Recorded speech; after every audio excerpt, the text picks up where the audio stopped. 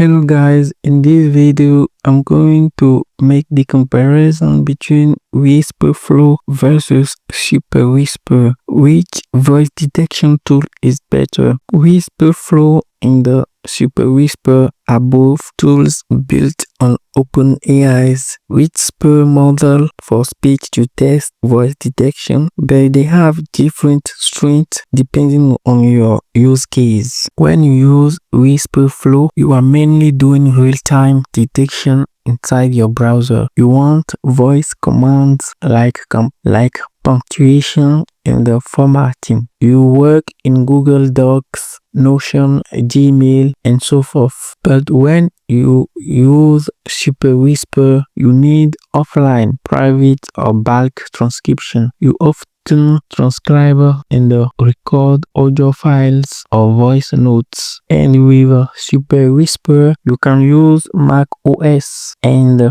native applications. So to conclude, the best for real-time detection in browser is Wispr Flow, and the best for offline transcription and privacy is Super Wispr. So that's all for this video. If you find it helpful, like, subscribe, and see you.